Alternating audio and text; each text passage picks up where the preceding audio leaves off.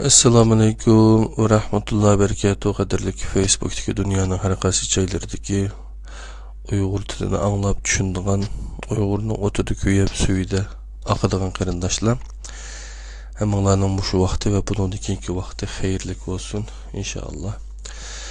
Biz Facebook'da o'tgan yili 10 ayning 15-kundan itibaren Facebook'da shunday birlikte ders o'rganib kelayotgan. Hazır kemgiçe dastlabda Qur'on suralarining kimligida 114 suraning qisqacha mazmunini o'rganib o'tdik. Undan keyin passiv yaxshidan aktiv yaxshiga, undan keyin yurak davlati, undan keyin Ramazan yozmalari, undan keyin Qur'onga ko'ra islom nima. Ondan keyin bu Enes alim ustozniki 15 yillik emgek neticesi bo'lgan qo'limizdagi bunu Qur'onga ko'ra islom nima degan bunu kitobni birlikte o'rganib o'tdik qadrli qarindoshlar. Bugun o'rganmoqchi bo'lganimiz Turkiyada nashr qilingan turkcha islom tarixi, yani Teklimekan Uygur Neşriyatı Uygurcaga tercüme qilib Profesör Doktor Muhammed Özdemir, Profesör Doktor İbrahim Sarıcan, Profesör Doktor Seyfettin Ershahinninki tüzüp çıkan 360 betlik kısaca bir İslam tarixini birlikte öğrenip ötümüz. Hazır 9.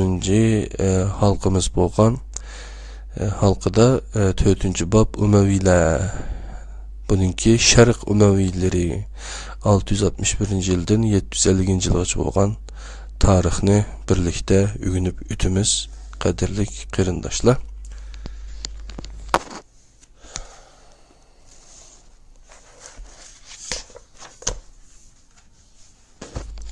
Yani vaqtmi biraz qis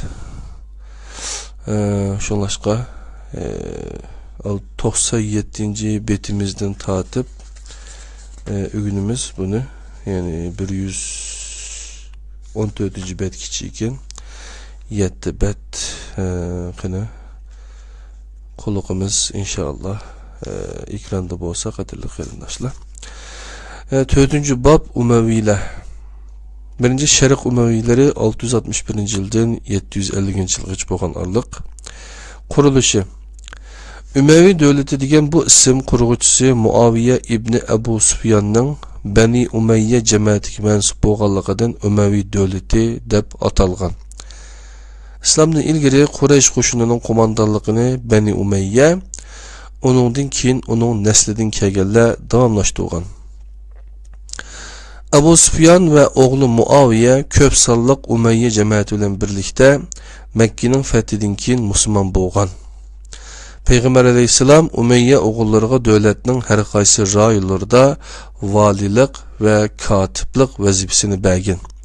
Hazreti Ebu Bekir Ebu Sufyan'ның çoğ oğlu Yezidni Suriye'ni fethi qilish uchun evatadigan qo'shinning qo'mondonligiga tayinlagan. Yezidning inisi Muaviyani onunğa yordamchi qilgan. Miladi 639 yilida Yezidning vafot bo'lishi bilan Hazreti Ömer Muaviyani Sham valiligiga tayinlagan. Muaviya Hazreti Osman davrida miladi 645 yilida Shamning umumiy valisi bo'lgan.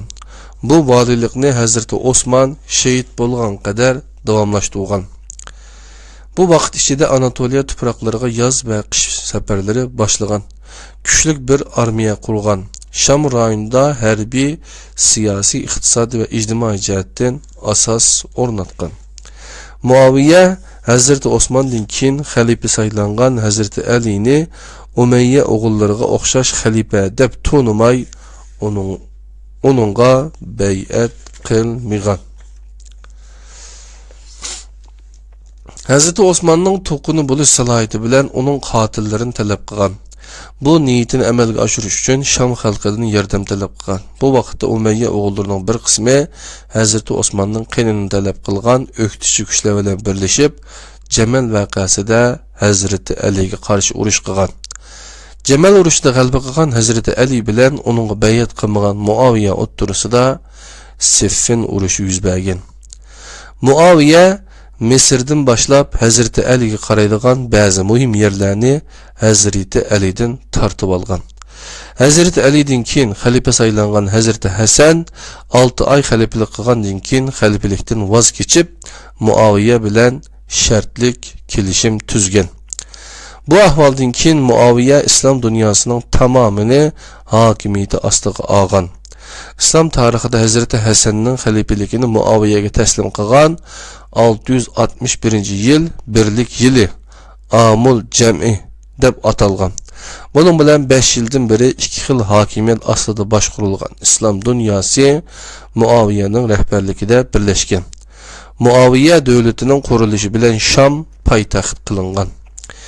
Muaviya o'zining hokimiyatini saqlab qolishda yoki davlatning zaminini kengaytirishda Suriyaliklar va Yaman asillik Kelb qabilasiga tayangan. Muaviyaning xalifalikka o'ltirishi bilan islom dunyosida davlat raisining hokimiyat yurgizishidami o'zgarishlar bo'lgan. Aldı bilan Muaviya oldingi 4 xalifaga o'xshamaydigan bir usul bilan xalifa bo'lgan. 4 xalifa xalifalikda maslahat yo'li bilan saylam orqali xalifa bo'lgan bo'lsa, Muaviya siyosiy va harbiy kurash orqali xalifalikni qo'lga keltirgan. Xilofat bilan aloqasi bo'lmagan ahvol ostida Hazreti Osmonning qinini talab qilgan. O'zi hayotda turib, o'g'li Yezidni vali ahdi tayinlab, xilofat otadan bolaga miros qiladigan padişahlık tüzümünü o'ttirg'a chiqargan. O o'g'lini valiahd tayinlab, xilofatni padişahlıkka aylantirgan. Bu o'zgarishdan keyin davlat bir xonadonlik tarafidan boshqarishga boshlagan. Muaviya o'g'li Yezidga valiahd bo'lish sifati bilan bay'at qilish uchun 767-yilda harakatga o'tib, Hijozda turayotgan Hazreti Hüseyin, Abdullah ibn Zubayr qatorliq bir necha kishidan boshqa xalqning ko'p qismining bay'atini olgan. Faqat hayotining oxiriga qadar bevosita yoki valilar orqali qilgan tashabbuslarida yuqorida ismi aytilgan kishilardan uyg'un bir javob ololmagan. Oxirida o'qituvchilar muxolifatdagilarga qarshi e'longan tadbirlarni o'g'li Yezidga vasiyat qilib 680-yilda vafot bo'lgan. Xilofatning podshohlikka aylanishiga qarshi harakatlar. Birinchi Karbala voqeasi. Muaviya Amaviy davlati qurilganda Hazreti Ali tarafdorlari Ibn Zubayr va Xavorijlar Amaviy xilofatining haq emasligini o'ttirib qo'ygan. Ba'zilar musulmonlarning birligini saqlab qolish uchun itoat yo'lini tanlab, passiv holatda qarshi turgan. Yazid hokimiyat beshiga chiqqanda Madina valisi Valid ibn Utbadin Hazreti Hüseyin, Abdullah ibn Zubayr va boshqa o'qituvchi muxolifatchi kuchlardan bay'at olishni talab qilgan. Valid Hüseyin va Abdullah ibn Zubayrni yeniga chaqirgan. Abdullah ibn Zubayr bu chaqiriqqa ovoz qo'shmay Mekke'ga qochgan. Hazreti Hüseyin valining yeniga kelib, "Menga o'xshash bir odam maxfiy bay'at qilmaydi.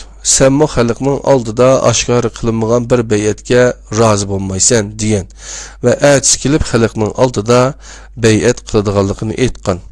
Validning yenidan ayrilib, Hijrining 60-yili Rajab oyining 28-kechasi oilasi bilan Mekke'ga qarab yo'lga chiqqan.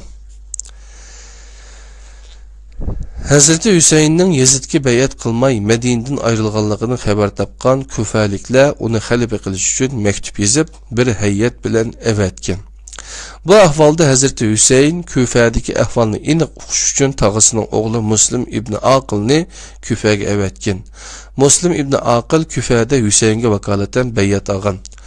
Muslimning bu harakatidan xabar topgan Yezid tinchlikparvar Kufa valisi Numan ibn Bashrning vazifasini elib, o'rniga Basra valisi Ubaydullah ibn Ziyadni tayinlagan.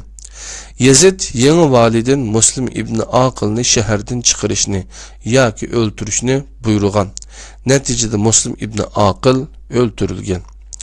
Bu ahvaldan xabarsiz qalğan Hazreti Hüseyin miladının 680-yili 9-sentyabrda ailesi, tuqqanları və bəzi ergeçküşlərini elib Kufaga qarab yolğa chiqqan. Abdullah ibn Abbas, Abdullah ibn Ömer və başqalar Kufaga barmaslıqni tavsiya qilgan. Faqat Hüseyin qararından yanmagan. Yolda Kufaliklərning bayyatlaridan yanğanlığını və Muslim ibn Aqilning o'ltirilganligidan xabar topgan. Faqat Muslim ibn Aqilning o'g'illari va qarindoshlarining ching turilishi bilan yo'lga davom qilgan. Bu vaqtda ergash kuchlarning qilish qalmaslik masalasida ixtiyori qo'yib bergan. Buning bilan bir qismi ayrilgan. Ailasi bilan birlikda yana qolgan taxminan 80 kishilik bir guruh bilan yo'lga davom qilib, Bag'dodning g'arbiy janub tarafidagi Karbaloga yetib borgan. Hazreti Hüseyin ve yendikilerini köz tutuş için evetken askeri kısmının komandani Hur ibn Yazid, Hüseyin taraftarlarının Kerbalaga yetip kelganligini valiga yetkizdi. Vali Hüseyin ve ergeç güçlerini qo'ldan olaydigan yerlarga kirib olishga yo'l qo'ymaslikni va suv bermaslikni buyurdi. Kufa valisi Ubeydullah ibn Ziyad Saidning o'g'li Umarni Hazreti Hüseyinga qarshi evatdi. Kufa valisi Ubeydullah ibn Ziyad Saidning o'g'li Umarni Hazreti Hüseyinga qarshi evatdi. O vaqtlarda Rey valiligiga tayinlangan Umar ibn Said bu vazifani qadrli qarindoshlar ovozini o'chirib qo'yay.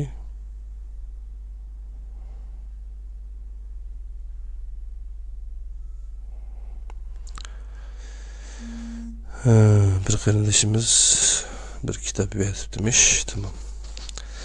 Kufa valisi Ubeydullah ibn Ziyad Saidning o'g'li Umarni Hazreti Hüseyinga qarshi evatdi. O vaqtda Rey valiligiga tayinlangan Umar ibn Said bu vazifani majbur qabul qildi. Hazreti Hüseyin ularning kelgan yeriga qaytishni yoki o'ziga Yazidning yeniga bordiganligini va yoki chegara bo'ylarida urushga berishga yo'l qo'yishni talab qildi. Bu talab valiga yetkazildi. Ammo bu talablar vali tarafidan rad qilinib, bevosita valining yeniga berish shart qilindi. Hazreti Hüseyin bu shartni rad qildi. Bunun bilan bir-biriga tampon bo'lmagan ikki kuch o'rtasida urush boshlandi. Bu urushda Hazreti Hüseyin va yendikilar 72 shahid bo'ldi. Hicrining 61-yili 10-Muharram, miladining 682-yili 10-oktyabrda meydonga kelgan Karbalo qatlamida Hazreti Hüseyinning bolalaridan Ali, Ömer, qizi, singlisi bilan bir necha kishi hayot qoldi. Ubeydullah ibn Ziyad qatlamidan saq qolganlarni Shamda turayotgan Yazidga evatdi. Asirlar Shamda bir necha kun tutib turilgandan keyin bir muhofizatchi atriti bilan Medinaga evatildi. İslam tarixining eng qonliq voqeasidan biri bo'lgan Karbalo voqeasi musulmonlarni qattiq qayg'uga soldi. Bu voqea ayni vaqtda keyin o'tirg'i chiqadigan harakatlarning bahonasi bo'lib, Shiilikning barliq kelishi va taraqqiy qilishida muhim rol o'ynadi. İslam tarixida bu voqea ko'p munozir qilinib, har xil baho va yakunlar o'tirg'a qo'yildi. Qadrli qarindoshlar,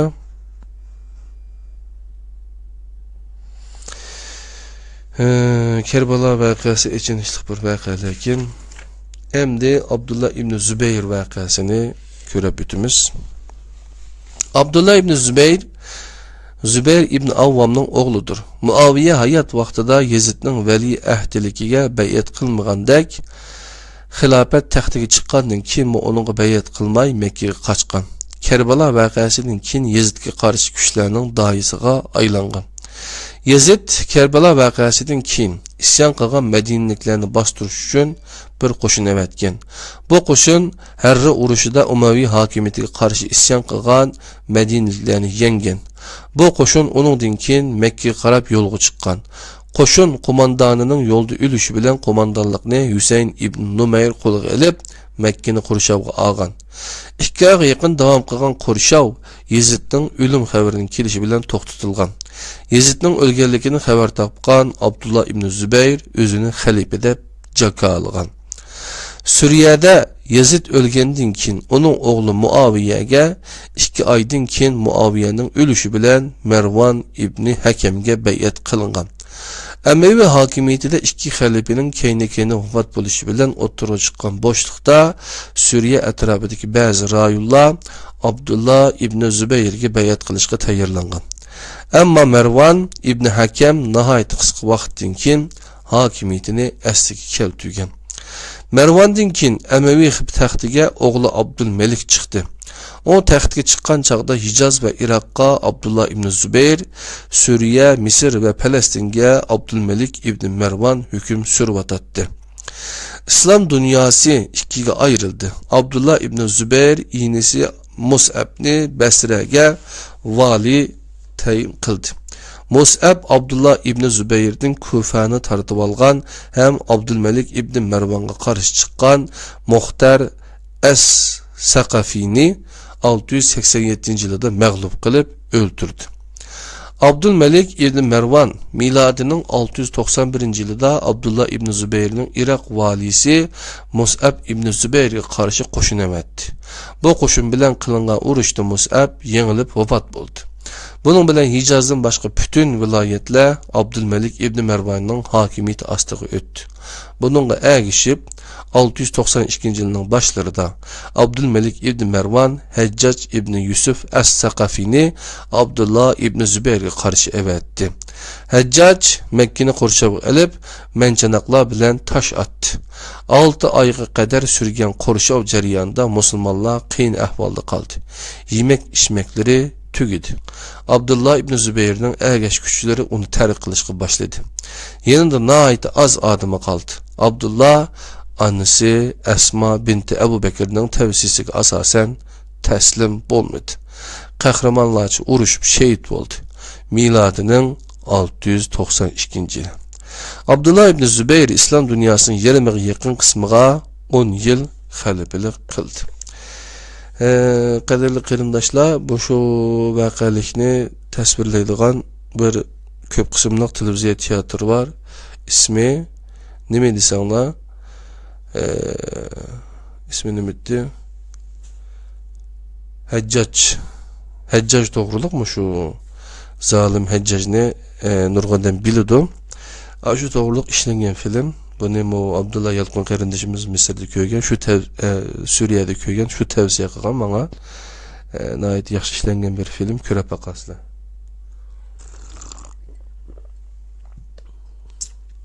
Fetihler ve İslam coğrafyasının şekillenishi. Emevi devletinin qurg'uvchisi Muaviye ibn Ebu Sufyan devletde tinchlikni barpo qilgandan keyin qaytadan fetihlarga boshladi. Onun devrida fetihler tüvendeki 3 aldınqı mezhepte merkezleşti. Birinci Anatoliya ve Ermenistan.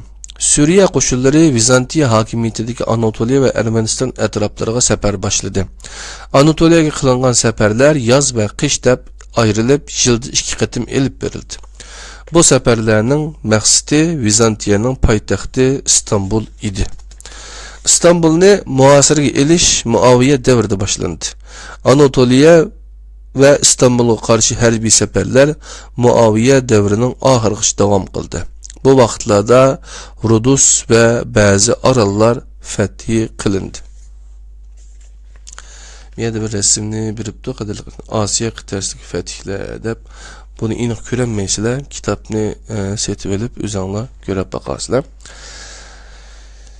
İkincisi Mavara Ünnehir, Xorasan ve Sind, bugünkü Pakistan rayonları. Bu rayonlarda Irak askerleri fetihlerine devam kıldı. Xorasan'ın bir kısmı Tuharistan ve Koistan fethi kılındı. Sicistan'daki kısımlar bazı rayonlar fethi kılıp Kabul'a kadar ilgirilip Ceyhun'dan ütüp Bukharani fethi kıldı. Şimal Afrika Emir İbn As kumandanlıqdaki Misir koşulları Şimali Afrika'da fetihlerini elip badi. Uqba İbn Nafi tarafından elip verilgan fetihler Şimali Afrika'da mühim muvaffaqiyatlarni qo'lga keltirdi. Uqba askeri bir garnizon süpütede Keyravan kurdu. Onun devrinde Berberlerinin İslam'a kirişi tezleşti. Emir İbn As'tan keyin Mısır'a vali tayin kılınan Muaviye İbn Hudeyc devrinde fetihler devam kılınıp tunji qatim dengizdan Siciliya arılığa askeri sefer qilindi. Yezid devrida ichki ziddiyatlar sababidan tashkillik fatih harekatlar bo'lganligi ma'lum emas. Uning davrida Uqba ibn Nafi o'z tirishchanligi bilan Shimoliy Afrikada ba'zi fatihlarni qilgan. Marwan ibn Hakam davridami o'xshash sabablar tufaylidan fatih harakatlari elib berilmagan.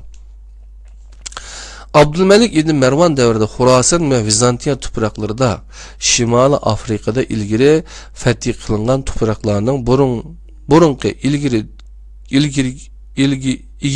ilgilari davlatdagi ichki ziddiyatdan foydalanib ilgiriki ziminlarini qo'lga keltirish uchun harakatga o'tgan. Abdülmelik ibn Marwan davlat ishida bexatarlikni saqlagandan keyin askarlarini Vizantiya imperatorligidagi yerlarga evatishga boshlagan. Bu askarlar Qayravan va Kartaja qatorliq ilgari fatih qilingan ziminlarni qaytirib olib, yangi yerlarni fatih qilgan. Abdülmelik ibn Marwan Shimoliy Afrikadagi Vizantiya hokimiyatiga xotim bergan. Bunun bilan birga Xorasan va Anatoliyadagi Vizantiya tuproqlarida muqimligini saqlagan. Abdülmelik ibn Marwan davridagi bu muvaffaqiyatlar Valid davridagi fatihlar uchun shart-sharoit yaratib bergan. Abdülmelik ichki isyonlarni tinchitib, vafot bo'lgan vaqtida o'g'li Validga Atlantik okeandan Ceyhun daryosigacha bo'lgan keng ziminlarga hokim bo'lgan kuchlik bir davlatni qoldirgan.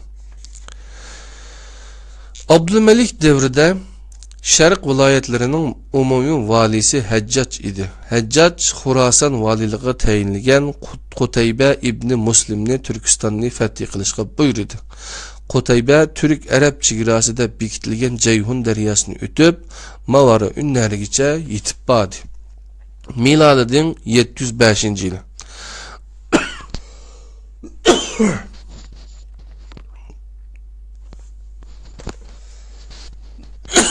Muhim bir mazmunga kelgan to'q qadarli qarindoshlar.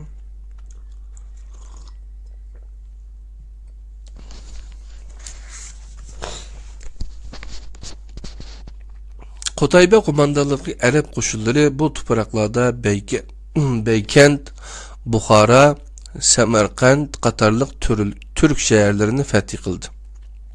Qutayba eng oxirida Farg'ona, Qashqar o'rtasidagi tijorat yo'lini qo'lga keltirish uchun safarga otlandi. Ba'zi muvaffaqiyatlar qozonsa-mu, ammo o'zini vazifasini olgan xalifa Sulaymonga qarshi chiqqanligi uchun o'ldirildi. Turkistonda 100 yilgacha davom qilgan Turk-Arab urushi jarayonida turklar har vaqt arablarga qarshi tuproqlarini qo'g'didi. Arab irqchiligi qilgan ba'zi umaviy hukmdorlari bu rayondagi turklarning musulmon bo'lishiga qaramay eg'ir bojsilik qo'ydi. Bu xil idora qilish usuli bilan bu tuproqlardagi amaviy fatihleri ömürlük bo'lmadi va turklarning islomga kirishi kechikdi. Valid ibn Abdülmelik davri 711-712 yilida Muhammad ibn Qasim qo'mondonligidagi Umaviy qo'shini tarafidan Sind rayoni fatih qilindi. Bu tuproqlarga joylashgan qadimki bir port shahri Daybulni fatih qilishda musulmon arablar tunji qatim kuchli bir qurol manchanoqni ishlatdi.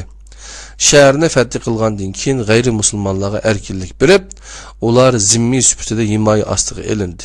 Bu shaklda islomiyat Hindiston quruqligiga yetib bordi. 711-12 yillar ekan. Valid davrida Tariq ibn Ziyad 711-yilda bir qo'shin bilan keyin o'zining ismi bilan atalgan Jabal Tariq bo'g'zini kesib o'tib İspaniyaga keldi. Keyingi yili Musa ibn Nusayr qo'shinini boshlab İspaniyani o'tib fatihlarga davom qildi. Bu fatihlar natijasida islom dunyosining chegarasi Turkistondan Fransiyagacha, Anatoliyadan Hindiston chegaralarigacha kengaydi. Yana Valid davrida Anatoliya safarlarining qo'mondoni Maslama ibn Abdülmelik fatihlarga davom qildi. Demek gemilerini yaktı dediğim bir gap var Türkçe'de. Bu şu Cebel Tarık boğazını kitap bağan Tarık ibn Ziyad'ninki İspanya'nı fetih kılışıdaki seferinin boğan vakıya kadarlı kırındaşlar. O to'g'riliq izlansanglar nurg'un ma'lumotlar chiqadi. Nihoyatda ta'sirli bir nutqi bor, shu yerda so'zlagan. Sulaymon ibn Abdulmalik davrida Maslama ibn Abdulmalik qo'mondonligidagi Amaviy qo'shini İstanbulni muosirga oldi. Faqat Sulaymon vafot bo'lib, uning o'rniga kelgan Umar ibn Abdulaziz tarafidan muosir bekor qilinib, qo'shin qaytarib kelindi. Musa ibn Nusayr'dan keyin Andalusdagi Umayyi qo'shinlarining qo'mondonligiga tayinlangan Abdurrahman as-Saqafi 717-718 yillarda Firana tog'larini o'tib, Fransiya ichiga safar qildi. Keyin bu safarlar davomlashtirilib, ba'zi fathlar qo'lga keltirildi. 720-721 yillarda musulmonlar Shimoliy Afrikadan Siciliya oraliga tunji safarini boshladi. Xalifa Hisham davrida Mavara Ünnariga vali tayin qilingan Nasir ibn Sayyar ilgari Qutayba ibn Muslim tarafidan fath qilingan tuproqlarning ko'p qismini takror fath qildi. Hisham tarafidan Ozarbayjon, Armaniston va Al-Jazira va valiligiga tayin qilingan tog'asining o'g'li Marwan ibn Muhammad Kavkaz rayonida fathlar elib bordi. Xalifa Hisham 726-yildan boshlab Anatoliyaga safar boshladi. Ayni yili Qaysarga yetib borgan Maslama ibn Abdulmalik bir yildan keyin İznik atrofiga qadar yetib keldi. Hisham tarafidan 730-yilda Andalus valiligiga tayin qilingan Abdurrahman el-G'afiqi Firanalardan o'tib shimolga qarab harakat qildi. Faqat uning qo'mondonligidagi arab qo'shinlari bilan Charles Martelning emridagi Frank askarlari o'ttirisida maydonga kelgan Balatu Shuhada, ya'ni Puvayta urushida musulmonlar yengilib, Abdurrahman el-G'afiqi shahid bo'ldi. Bu urushdan keyin musulmonlarning g'arbga qarab ilgirilishi to'xtadi. Yani Ömeyli devrdeki fethihlerde bir resim bakken bu 108. betide kitaptan kaderli kırındaşlar kitap neseti varsanlar şeyde kürbalar isle Ömeyli devrinin ahirede İslam dünyası garipte Atlantik Okyan'dan İspanya'nın Pirene tağlarıca Şerik'te Cungu ve Hindistan'ıca kengeydi. Hem de içki meselelerini sözleyimiz kadirli kırındaşlar. Umayyiler devrinin asaslık içki meselelerden biri kabile uruşları ve bunun hakimiyetki kösetken tesiri boldu. Umayyi kabilelerinin Sufyan aymıqı hakimiyetinin köpsallık gücünü ilgiri Suriye'ye kilip olturaklaşkan Yemen esillik Kelp kabilesi teşkil kıldı. Mervan ibn Hakem devrinden başlap Kelp kabilesi bilen Şimal Araplarına mensup Kays kabilesi oturusida ötkür ziddiyetli oturuğa çıktı. Kelp kabilesi Mervan'ni, Kays kabilesi Abdullah ibn Zübeyir'ni kolladı. Sulaymon ibn Abdulmalik devrinde hakimiyette Canubluq Araplar köp sanını egelledi.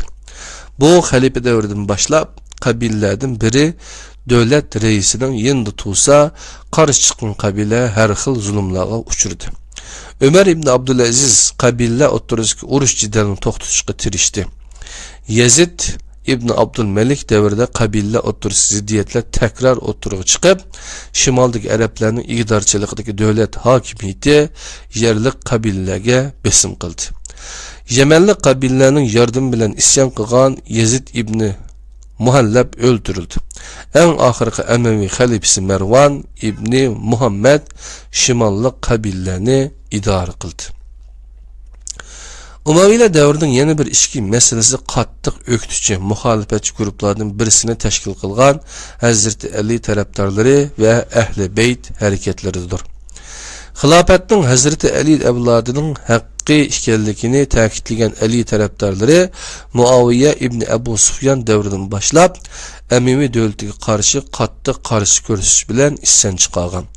Muaviye öz devrida resmi bir hareket kılmagan Ali evladını nazaret ostida tutup ularning isyanchi bir grupqa aylanishiga yo'l qo'ymagan. Muaviye bulardan bir qismini diplomatik yo'l bilan, bir qismini qurol kuchi bilan besiq turgan. Masalan, Parisda Hazreti Aliga vakolatan qarshilik ko'rsatgan va dadisi iniq bo'lmagan Ziyad ibn Abihni Abu Sufyan nasliga qo'shib, bir to'qonim deb e'lon qilib, jimiq turgan. Xutbalarda Hazreti Aliga haqorat qilishga qarshi chiqqan. Hujri ibn Adi qatorliq kishilar va ba'zi Ali tarafdorlari o'ldirilgan. Muxtar ibn Abi Ubayd as-Saqafi Ali avlodining haqqini qo'g'dashni maqsad qilib, Amaviylarga qarshi isyon qilgan. Faqat uning harakati Ali avlodi va tarafdorlar tarafidan samimiy deb qaralmay, shubhalik bilan qaralgan. Yazid davridan boshlab Umayyaga qarshi harekatlarning ichida bo'lgan Muxtar oldida Abdullah ibn Zubayr bilan birga harakat qilgan. Lekin uning kutgan yeridan chiqmaganligiga qarab, uningga qarshi harakat o'tib, Kufa, Ozarbayjon, Isfahan, Musul qatorliq yerlarni besib olgan.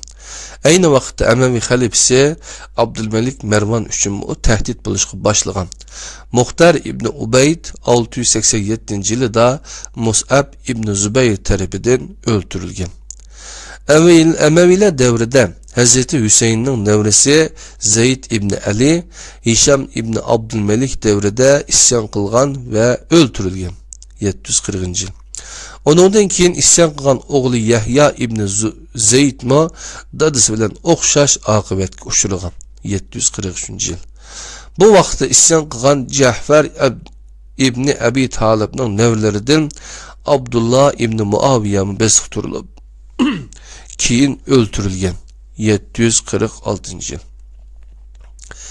Ümeviler devri Havariclarning isyanları ve devletinin bu isyanlarını bastırış için elip bağan uruşları bilen tolup taşqan. Bu isyanlar Umeviler için mühim bir işki mesele boğan. Muaviye devrede Kufa, Basra vadileri isyanlarını reyimsizlerce bastırgan. Muaviye yine Hazreti Ali taraftarlarının Havariclarga boğan düşmanligidan paydalanıp, bu iki tarafni özara uruşqa salgan. Bularning sani uruşlarda ölüp tugab az qalgan bolsumu, amma hayatda qalganlari ve yenidan qo'shilganlar davomliq intiqom elish tuyg'usida bo'lgan. Havariclar bir muddat Abdullah ibn Zubayrni qo'llagan. Faqat uning Havariclarning ko'z qarashini qo'llamaydiganligi, Hazreti Osman, Hazreti Ali, Zubayr ibn Avvam ve Talha ibn Ubaydullah haqida yaxshi qarash ekanligini bilgandan keyin onundan vaz kechgan. Mervan ibn Hakem ve Abdülmelik ibn Mervan devirdimu. Irak'tan başlap İran ve Arap yerim aralının her qaysı rayonlarında oturğa çıkan Havaric isyanları Haccacga o'xshash Emevi valili tarafidan bastırılgan. Havaric ve başka gruplar Ömer ibn Abdülaziz devrede yaxshi muameleге müyesser bulup, derdigi derman tapqanlığı üçün qarşılık hareketlerini to'xtatib, Ömer ibn Abdülaziz'e beyat qilgan. Emevilerinin ahirki vaqtlarida ilgirkide xatarlik ahvallar bo'lmasa-mu, amma xonadonlikning zaiflashishi bilan parallel isyanlar ko'paygan. Bu isyanlar Şimali Afrikaga kengaygan.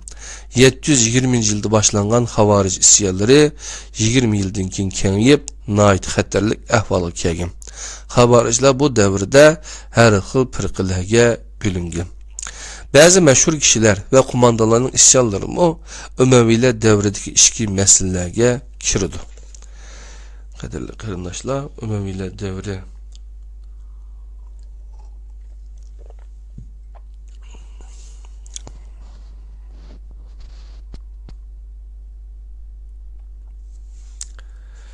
Emevi kumandalarından Haris ibn Hadis ibn Sureyç devletinin İslamiyetini kabul kılgan yerli halkın cizye edişini devam kılışıga ve Arap bulmagan Müslümanlarga ikincisini muamele kılışıga karşı Horasan'da isyan çıkargan. Bu yerdeki gayrimüsliman ve gayrimüsliman yerli halk her xil Arap kabileleri ve Türklerinin yardımına erişken. Haris 10 yıl Murciye mezhebini tartıştırışıp Emevi valileri bilen uruşkan. Bu vakitte Umayyalarga karşı isyan kılgan Cüdeyd ibn Ali el-Kirmani isimli bir şahıs bilen aldıdı kelişip keyin o'ttirisi buzilgan. İkisi o'ttirisi yuz bergan urushda Haris ibn Surayj o'lgan. 746 yil. Umayyalarga qarshi isyon qilgan yana bir shaxs İbnul Ash'as, Abdurrahman ibn Muhammad. O ilgari Umayyi tarafdor edi. Keyin Abdullah ibn Zubayrni qo'llagan. Keyin yana takrar Umayyalarga qo'shilib, ular bilan birlikda Xavorijlar bilan urushib, Ray valiligiga tayinlangan. Sharqni fath qilishga avatgan Hajjajga va Umayyi hokimiyatiga qarshi isyon qilib, xalifalikni e'lon qilgan. Umayyi hokimiyatidan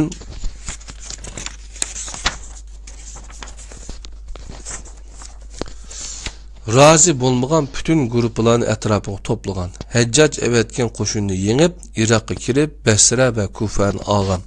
701 yilda Hajjaj bilan bo'lgan urushda keyni-keyinden yengilib, qaytadan o'zini o'ngshalmagan. Umayyilar davridagi ichki masalalarning yana birisi oila o'rtasida ziddiyatlar edi.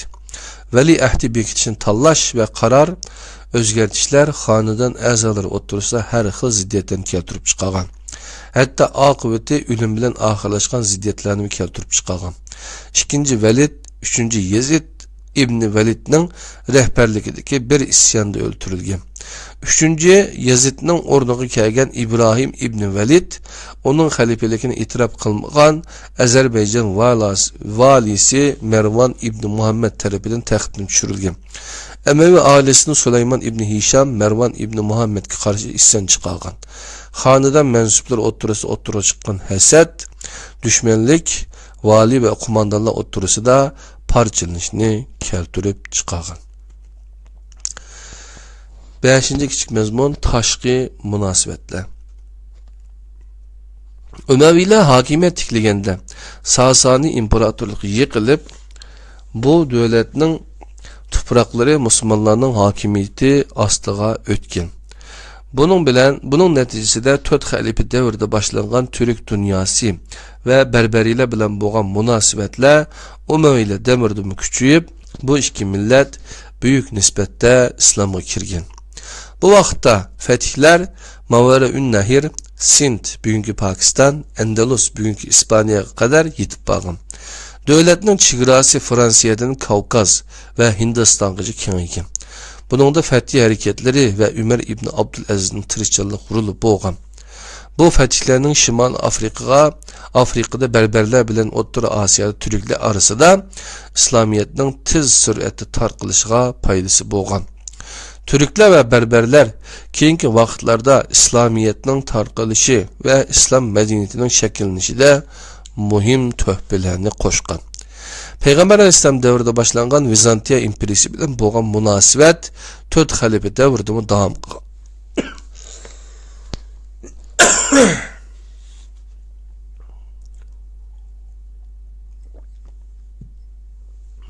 Yani Peygamber Aleyhisselam devrinde başlangan Vizantiya imperiyası bilen boğan münasibet 4 xalife devrinde mi davamlaşqan. Suriye, Afrika'nın şimali Akdenizlik Arallar ve Anatolia'daki Vizantiya topraklarında vaziyet Müslümanların paydası qarab terakki qilgan. Bu terakkiyat ve kengiyiş Umayyilar devrinde davam qilgan. Umayyilar qo'shinlari 663 yildan başlap her yili Anatoliyaga safarga başlagan. 668 yildan başlap İstanbul bir necha qatim muasir elingan bo'lsa-mu, ammo natija chiqmagan. Abdülmelik ibn Mervan 685 yildagi ichki kurashlar sababidan Umayyi topraklara qarshi hujumga o'tgan Vizantiya imperiyasi bilan tinchlik kelishim imzolashga majbur bo'lgan. Bu tinchlik uzun davom qilmasa-mu, ammo ichki masala bilan beshi dard qolgan Umayyi davlatini bir necha yil rahatlatgan. Abdülmelik Vizantiyaga to'lashga majbur qolgan seliqni o'zi bostirgan pul bilan to'lashni talab qilganda bu tinchlik buzilib 695 yildan boshlab urush tekrar başlangan. Endi Umayyi devletinin avdurilishi keldik. Şerq Umayyileri. Umayyi devleti Abbas oğullarının 718-719 yıllarından başlap 30 yılgacha muntazam bir şekilde davamlaştırgan qarşılık hareketleri neticesinde 750 yılı yıkılgan. Tövendeki sebepler Abbasiler harekete güç kuşup devletinin yıkılışını tizletkin. Birinci, başta Ali taraftarları ve Havariciler bilen birge Abdullah İbni Zübeyir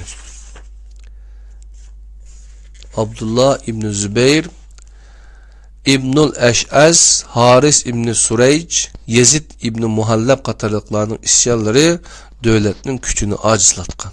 Bulup mu ahirki Umevi halifisi Mervan İbni Muhammed devrede Suriye, Irak, Hicaz ve Horasan'da meydan kelgen isyanlarının tesiri güçlük boğan. İkinci, Şimali ve Cenup Arapları oturuş ziddiyetle ve bulağı bağlıq isyanlar devletini acizlatkan. Hərbi tüzümün kabili asasıga taynışı, halife ve valilarının kabile ziddiyetlerine arılışışı, kabile oturuş ziddiyetini küçeytip etken.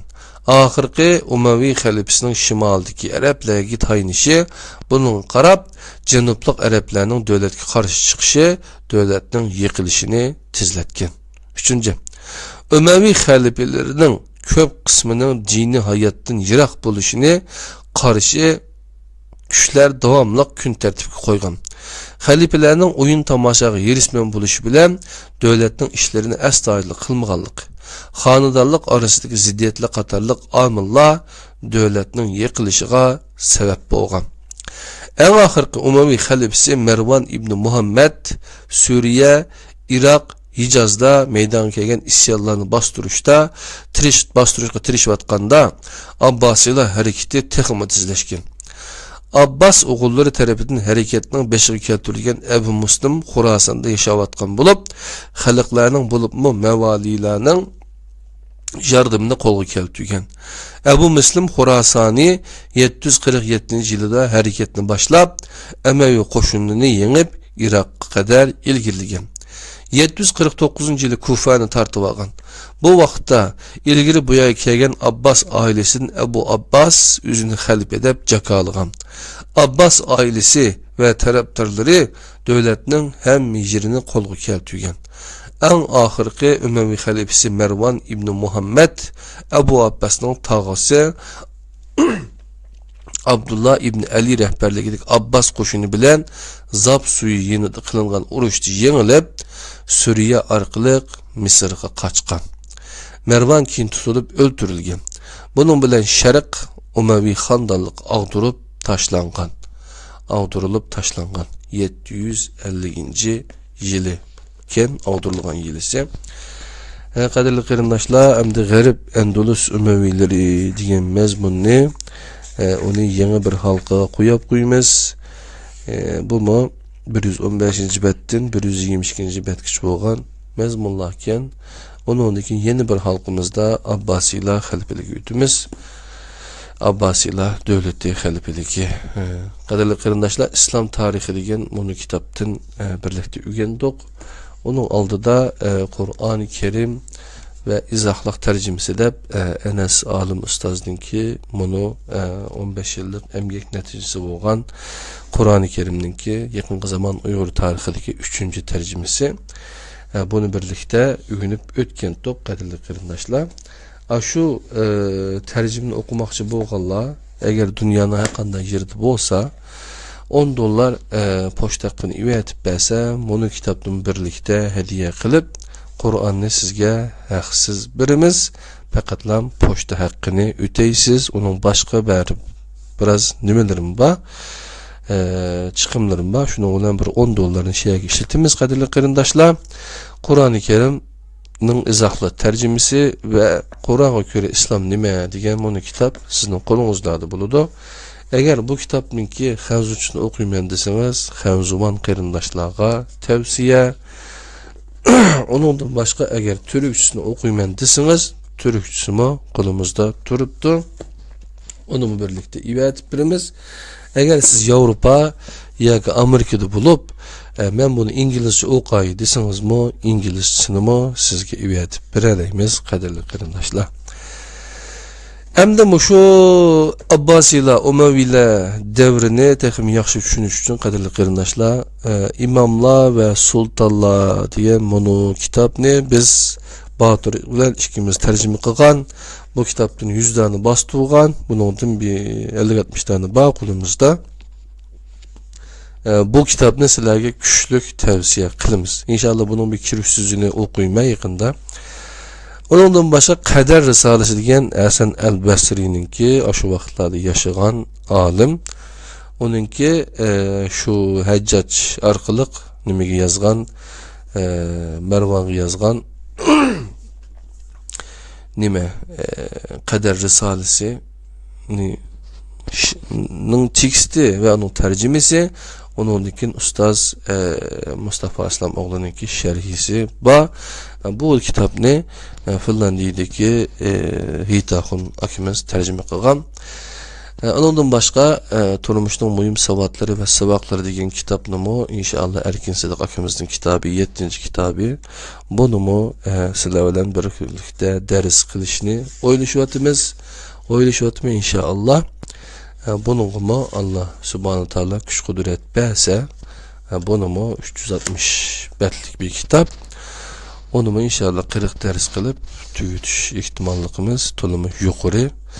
Anda olsa qadrli qarindoshlar, bugungi islom tarixi aloqador uyindigan darsimizningki 9-si bo'lgan 4-bab 9-ci Facebook sin dersimiz halkımızdaki da 4-bab Umayyiler, Şərq Umayyiləri degan mazmunni bütünlay öğünüp ötdük. Qadirli qarindoshlar, 661 yildan 750 yil bo'lgan mushu mezgilken bundan keyin G'arb Umayyiləri, ya'ni İspaniya, Andalus to'g'riliq so'zlaymiz. Allohning o'ziga omonat bo'linglar. Assalomu alaykum va rahmatullohi va barakatuh.